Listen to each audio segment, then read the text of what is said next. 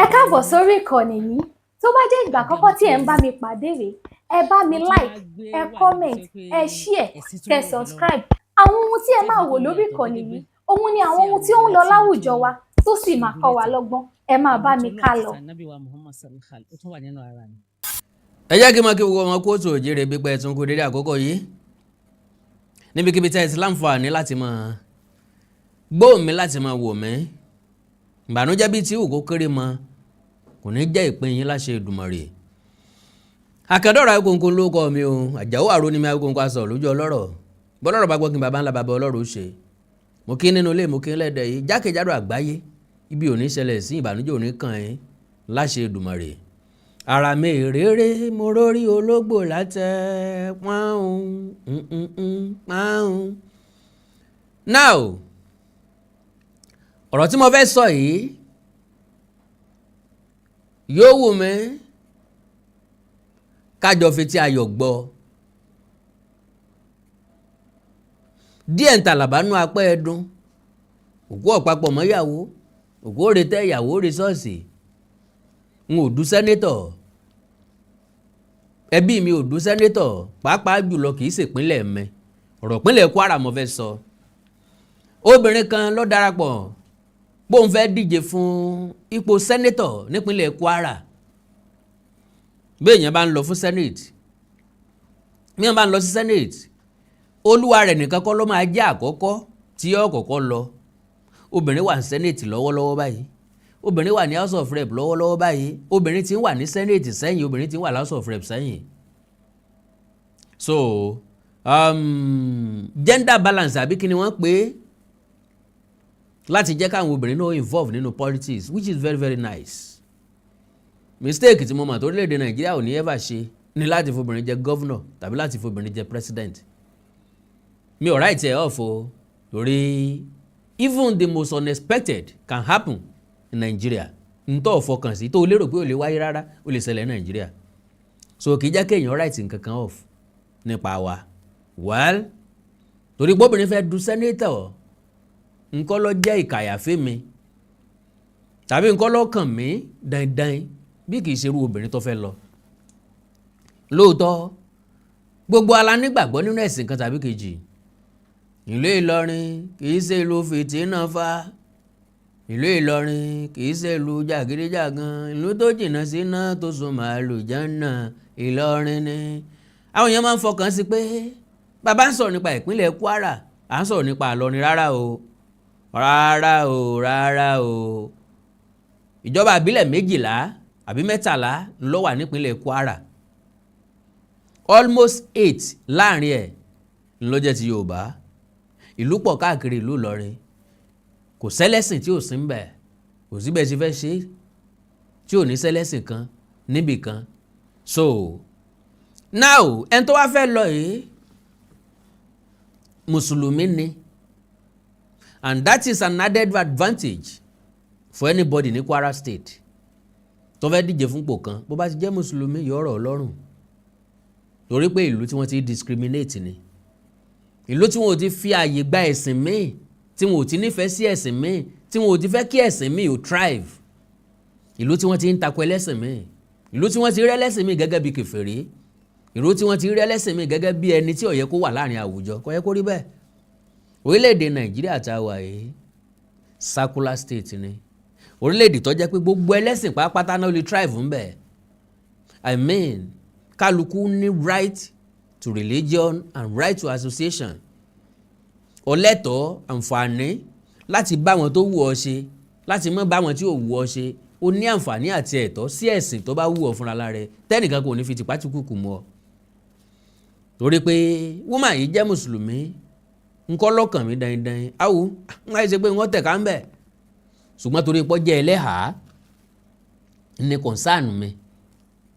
Mistake tá a lè fẹ́ ṣe láyé ní ká dìbò fẹ́ni tá a mójú ẹ̀. Sorry o kí woman yẹn bá láǹfààní àti máa gbọ́ mi kọ́ mọ́ bínú o, because gbogbo ipò tá a bá fẹ́ dìmú lórílẹ̀‐èdè Nàìjíríà já rójú ara wa. Àwọn tá a rójú wọn gan àrí nǹkan kan sọ́npa ẹ̀, àwọn tá a rójú wọn gangan wọn ò tí ì tẹ́ wa lọ́rùn, wọn ò tí ì ṣe ń tá ń fẹ́. À ń bọ̀ sí bọ́sẹ̀ ẹni tó wà nínú àìkú tá a rójú ẹ̀ rárá, tá a dámọ̀ tá a mọ bó ṣe rí, ọkọ̀ lani àmọ́ kọ̀kọ́ lani àmọ́ ọkọ̀ bàràmú àmọ́ ìlà fúlàní níbẹ̀ lẹ́ẹ̀kẹ́ àmọ́ tí yorùbá ni àmọ́ wọ́n dẹ̀ ń sọ yorùbá. kò sí ẹ̀tọ́ kankan tó ní kẹ́nìkan kó dìbò fún ẹni tí àrójú ẹ̀. that is the only reason tí èmi ò fi. ṣùgbọ́n gẹ́gẹ́ mo ṣe sọ kò sí tí ò lè ṣẹlẹ̀ ní nàìjíríà. àwọn ará Ìlọrin lè pé ní táwọn fẹ́ gangan nu àwọn ará ìpínlẹ̀ Kwara àwọn ará senatorial district ẹ̀ because Kwara Central ló ń díje fún ó túmọ̀ sí pé Ìlọrin náà ni Kwara Central. alright ẹ gbọ́ ìròyìn tó jáde ọ̀hún ká tiẹ̀ tó listing sí woman yẹn ká tó gbọ́rọ̀ ẹnu tiẹ̀ gangan ẹ gbọ́ ìròyìn tó jáde. Puda woman joins Kwara Central Senate race. Now a woman in Puda kì í ṣe ìjáàbù lọ́wọ́ o ẹ̀há gangan ibi kékeré báyìí lẹ́rọ̀ ramọ̀ rí lójú ẹ̀ àti ẹnu ẹ̀ ọ̀dà ìpẹ́nu ẹ̀ náà yọ jáde á rí inú fídíò ṣá. A woman in Puda, Hajia Alimat Azan Zaruk, has declared for the Kwara Central senatorial seat on the platform of the People's Democratic Party (PDP). Alimat, a native of Balogun Fulani Ward 1, a native of Balogun Fulani Ward 1 in Ilorin South Local Government area, in a statement copied newsmen at the weekend, positioned her campaign around what she described as people-focused representation. Olóhùn ti wà ní òṣèlú ti pẹ́. Tá a lè rule out. Competence ẹ̀ kò kàn mí ṣá. But ká rójú ara wa gbangba báyìí kedere báyìí ilé mi ń sọ nípa rẹ̀. Ìlọrin ló máa mọ̀ bóyá ó competent àbí ó competent. Ó kúnjú òṣùwọ̀n kò kúnjú òṣùwọ̀n. Ọwọ́ ọ̀tí ẹ̀ kò wọ́ ọ̀tí ẹ̀. Bó làwọn tó fẹ́ dìbò fún ṣe fẹ́ mẹ́ni tán fẹ́ dìbò fún gangan. Báwo? Ńgbà tọ́lọ́run ò dá wa léegun táwa sọra wa déégún òjijì. Ọlọ́run dá wa fún ìdánimọ̀ ara wa in the image of our parents. Táì mọ̀ pé bàbá lọmọ ìwá lọ ìyá lélẹ̀ ìjọ ẹ̀gbọ́n bàbá lélẹ̀ ìjọ. And God said He created all of us in His own image. Ńlá fi ń sọ wípé a dá ènìyàn Ọlọ́run dá ènìyàn ní àwòrán ara rẹ̀ a dá ènìyàn ní àwòrán ara wa. Ṣùgbọ́n gbà tá a bá ti wá dagọ̀ bójú láìsí eégún tí ń dagọ̀ bójú fún gbèdéke àsìkò ni. Ǹsí látàárọ̀ dalẹ̀ tàbí agọ náà ni ó gbé sùn ọlọ́mọdé á rí. Eégún tó bá dáràn ni ó gbàgọ̀ sùn. Àfẹnitán bá tún fi tán bá róró ìdílé fún bọ́yé eégún lé lójú oorun. Wọn á ní tó ọ̀nà àbáyọ ni pé kọ́ ọ wọ agọ̀ sọ́rùn kó o fi sùn. N ló lè dẹ̀rọ̀ rẹ̀.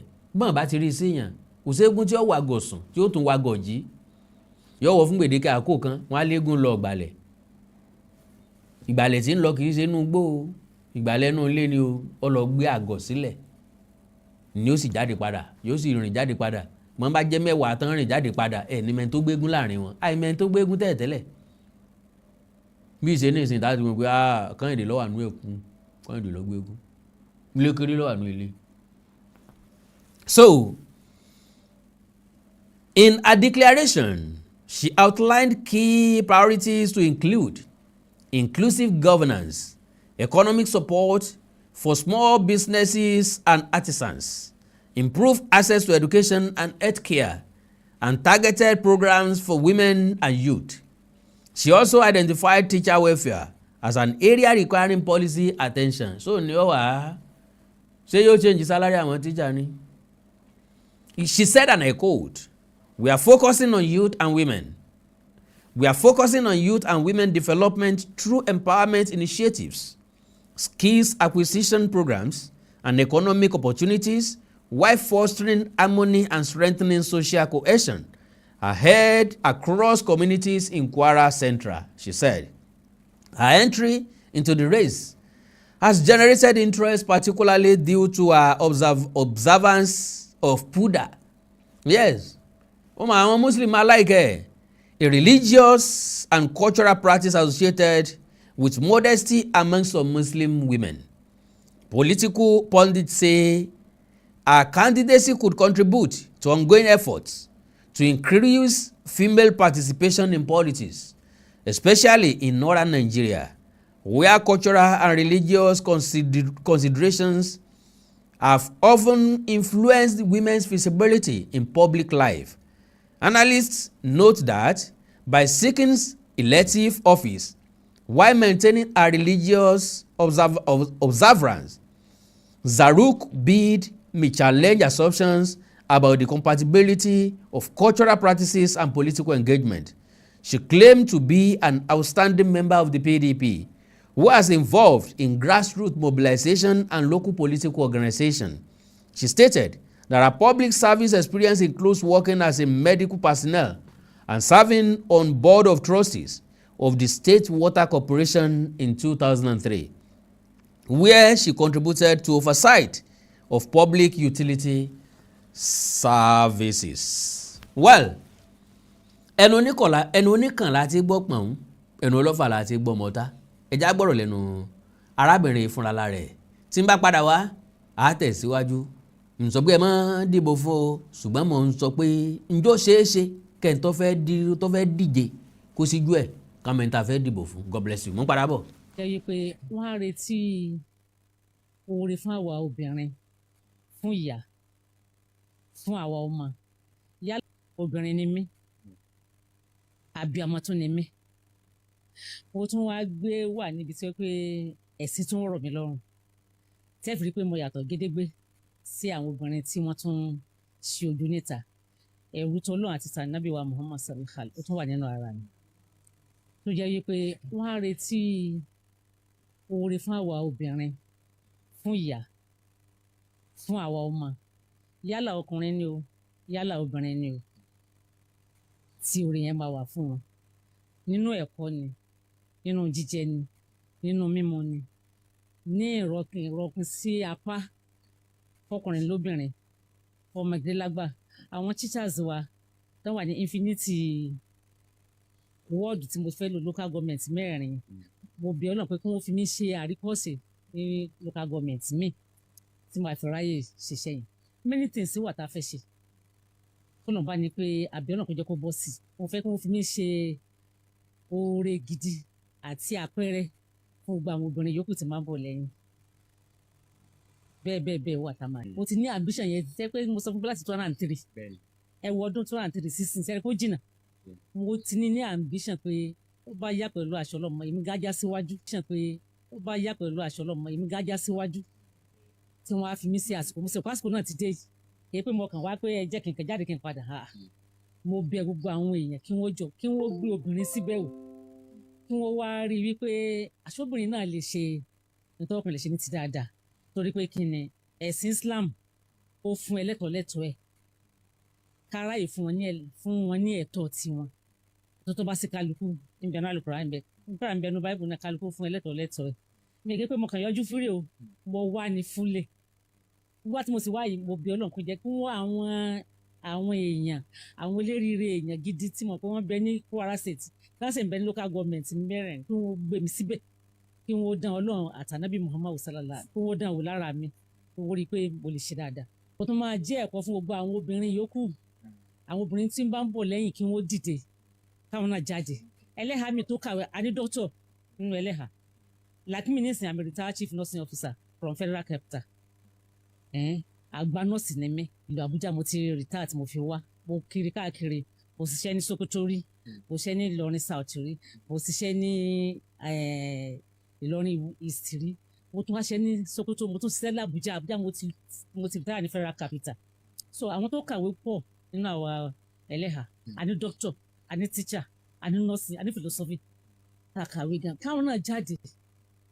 Pé kí wọ́n jáde kí wọ́n máa bọ̀ wá. Ní courage àti pé kí wọ́n jáde láti wá pé káwọn náà jìbò.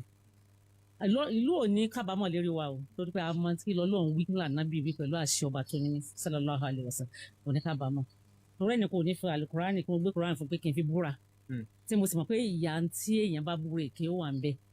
Ẹ rí i pé ìdíwọ́ ìtẹ́ fi rí mi kì í ṣe mo ti ń ṣe àyè ti pẹ́ for years ni o. Ó ti tó dékè méjì nísìnyí mo ti ń ṣe o almost 20 years mo ti wà níbẹ̀.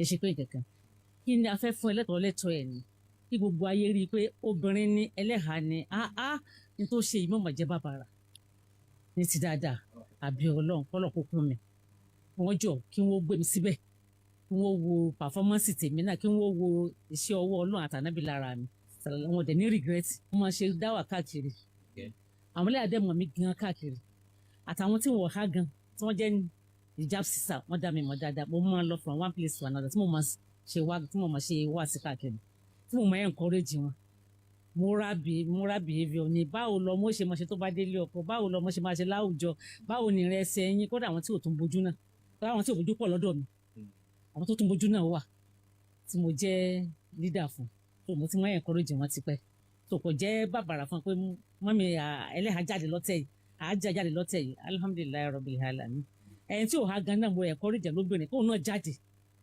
káwọn náà jáde kí wọ́n wá kó jẹ́ ká bọ́ síbẹ̀.